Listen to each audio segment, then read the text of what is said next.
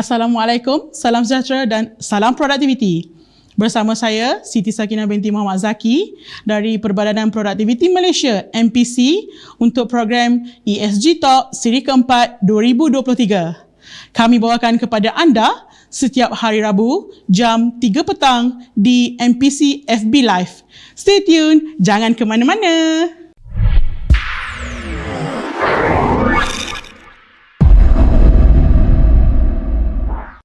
Environmental, social, and governance.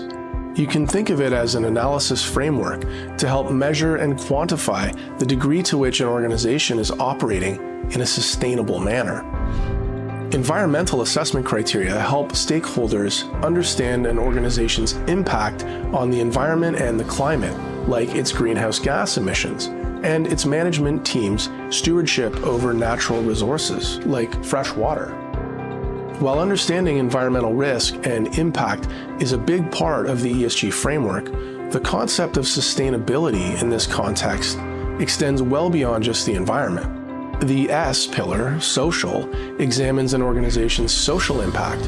It seeks to understand how well leadership manages relationships with stakeholders, including fair wages for workers, generating positive outcomes in the communities where they operate, and taking accountability for the actions and inactions of supply chain partners in other parts of the world.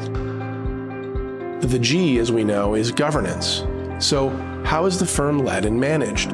Stakeholders are increasingly taking note that a healthy corporate governance function can make or break progress in the E and the S realms, but can even create existential threats for business operations more broadly. ESG as we know it evolved from a number of older sustainability-themed acts and frameworks, including EHS, Environmental Health and Safety, and CSR, or Corporate Social Responsibility.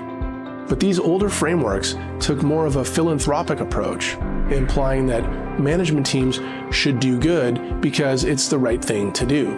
What's somewhat unique about ESG is that it looks at these issues through the lens of business risk and opportunity, which tends to resonate more clearly with the investment community.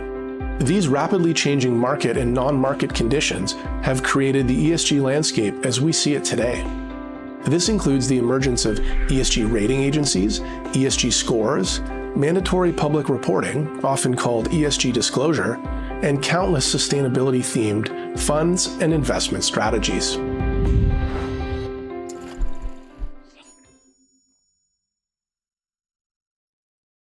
Bersama saya hari ini adalah Datin Lorela Chia, President of the Malaysia Association of Sustainable Supply Chain and Innovation, MASSCI. Apa khabar Datin? Baik, terima kasih. Alhamdulillah sihat.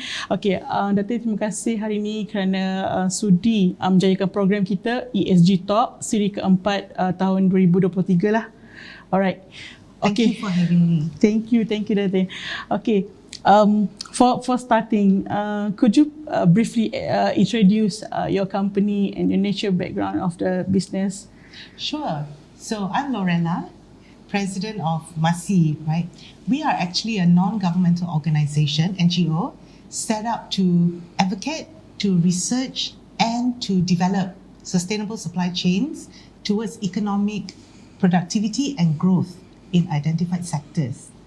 So we were incorporated under ROS in September last year, and our first activity was at the World Palm Conference, where I moderated the finale session on sustainable palm oil. I see. That time we had the governor and advisor of RSPO, the Roundtable on Sustainable Palm Oil, chairman of the Indonesia Palm Oil Board, IPOB, and a senior representative from the Malaysia Palm Oil Certification Council, MPOCC. I see. And it was quite a hot topic back then, kan?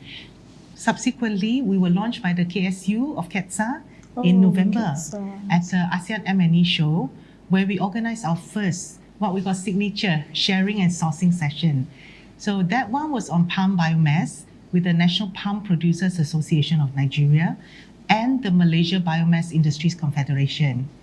So it was a very well-received session. So in January this year, we successfully organized another session with a foreign manufacturer who was looking to set up an OEM outsourcing hub in Asia. we managed to convince them to come here, and we showcased that Malaysia actually has robust capability and capacity in manufacturing supply chain. And after that, the follow-up with the buyer again, it seems to indicate that a few companies have been shortlisted. I see. And most likely is going to be initiated into their global supply chain in between 3 to 6 months. So it's been quite good. It's been successful. I see. Yeah. So this project is expected to come with technology transfer and also trickle-down effect so that the Malaysia MAE sector as a whole can benefit. Okay, congratulations, Datin, on the successful event. Thank so, you. How do you see the productivity link wage structure and shared prosperity in relation to SMEs? Okay. So productivity linked wage structure and shared prosperity is important. It's a very important concept because this ensures fair and equitable distribution of economic gains amongst workers and business. Right? There must be a balance. Yes. Kan? So I suppose in a simplistic way, what we're saying is that productivity linked wage structure is where the wages are distributed based on the productivity of the worker. Which means that the more productive you are, you're paid more. Yes. If you are less productive, you're paid less. Yes. So this approach is intended to incentivize the workers so they are more efficient, more productive, and this of course will lead to better output and also profitability for the business. Then shared prosperity, on the other hand, is where economic gains are distributed fairly amongst workers and business. So one is the concept, one is the process. Yes. And this approach is very good because it recognizes that business cannot be successful without the contribution of the workers. And workers should share in the benefit of the company's success.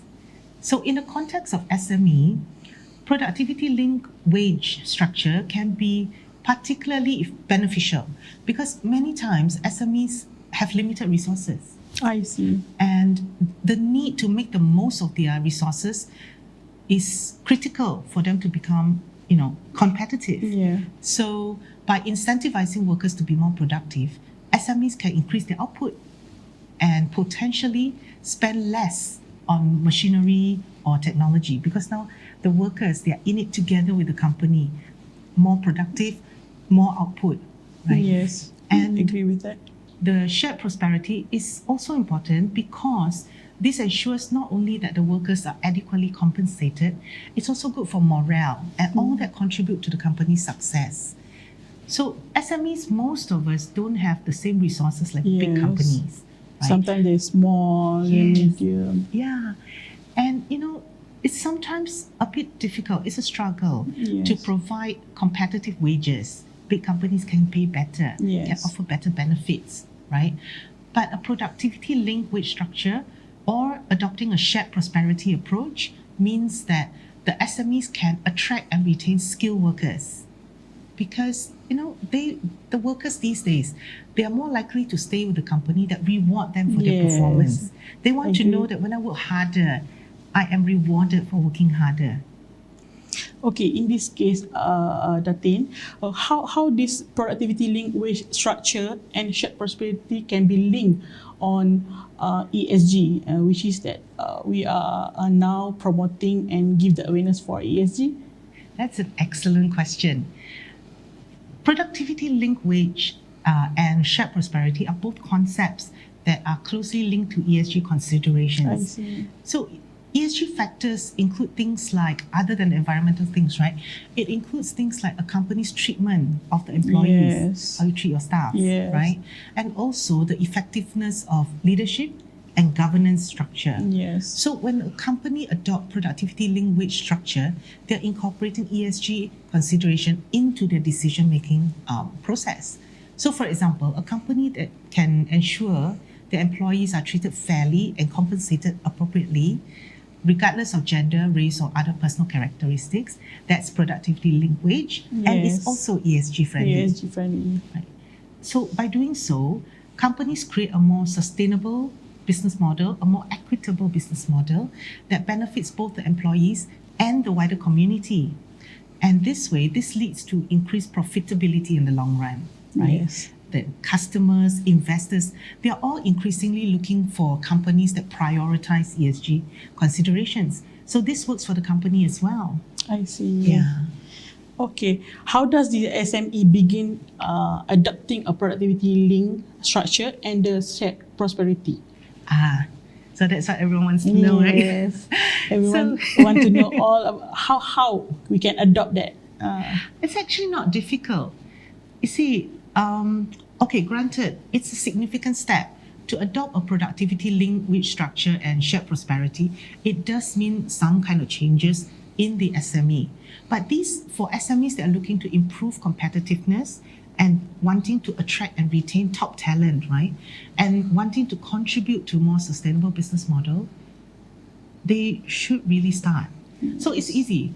The first thing, the SME can start by assessing the current wage structure. Evaluate. Are you rewarding your workers based on seniority or performance? It helps, to have clearly defined job roles, responsibilities, KPIs that measure productivity. So this way, when you can clearly define and measure productivity, then you are able to evaluate, are you rewarding them based on that or seniority? That's how our initiative on, if Datin can hear previously, we are promoting on eSPO. Yes, Shared Prosperity Organization. Yes, so that's very important. Yes. So that's the first step. Evaluate, know what you're doing. Yes. The next is essential to communicate this. So you need to communicate this new model to the team, to the workers, to the employees. So you need to explain clearly how the new model will work, how the performance measures are used, how the rewards are distributed. There needs to be transparency. So people understand, because I think a lot of workers, they want to do well. They want to be rewarded when they do well. So they need to know how they're measured, how the rewards being given, so everyone knows what they can do. Yes. Right? So set clear performance expectations, be specific, make sure it's measurable, and have achievable KPIs. I think a lot of companies already have that. Yes. So that's good news, not too difficult. After that, the SME also should establish a reward system that aligns with the new wage structure. So what this means is that it can not just the gaji pokok, but also the bonus, the profit sharing, the allowance, the stock options. It's important to ensure that the rewards are tied to individual performance, but also team performance. So this way, you want to do your best, but you also help your team do their best. That's important. And once this new wage structure is implemented, it's essential to monitor the effectiveness. And, we all learn trial and error. Yes. So sometimes you might need to adjust it a little bit. And it's helpful to take input from the team as well. So the SME should regularly review the performance, adjust the KPIs and rewards, so that the system is always fair and effective. What's fair 2 years ago may not be, something that's relevant today. So constantly evolving is also key. I think SMEs nowadays have their existing structure and all those things, but then not very aligned with current situation, current reward that employees need just now. Probably. And of course, again, since the pandemic, everyone's needs have changed. Yes. You see? So what worked 10 years ago... The situation also changed. It's different. People also have different priorities. So I think as long as management is clear, this is what they want, and they're able to communicate it clearly to the team, right? To the workers, to employees, everyone's on the same page, I think it will work. And also, if they have difficulty getting started, like you said, the eSPO. Yes. I really, really think that they should reach out to organizations like MPC. Yes. So the eSPO is a fantastic online system. It issues the electronic acknowledgement certificate. So organizations that successfully implement productivity-linked wage systems, adalah lambang. They will, betul. So because these days, employees, young talents, they're also quite smart. It's important. They are looking for a company that they want to have know their that good image. Correct. Because they want to know that what they do has an impact. Yes. It's not just about the company. Individuals also want to know that when I work hard, the things that I do is not for nothing. It has an impact. Yes. So they're looking for good companies to work for. And good companies and good reward they can get if they Yes, they want to do good work, they want to Yes. create impact, and they Yes. want to know they are going to be acknowledged and rewarded Yes. for it. That's the Correct. new way forward. Correct. Okay. Kesimpulannya adalah eSPO merupakan one of the initiative that can be contribute to ESG. Yes. And then mungkin kita boleh collaborate more in future on this initiative, Datin. Of course, as President of MASSCI, Yeah. I'm happy to say I think my entire council team, right, is happy to work with MPC. I think that eSPO is a wonderful program. It's actually definitely one of the ones that I'm really proud of. And we would be happy to push it out to more SMEs. It brings us closer to ESG compliance and makes us more friendly to the global supply chain. Thank you for having me. Thank you, Datin. Thank you, Datin Lorela. Thank you, Datin Lorela, for ESG Talk Seri 4 tahun 2023. So, jangan lupa minggu depan di hari dan waktu yang sama, ESG Talk 2023. Terima kasih.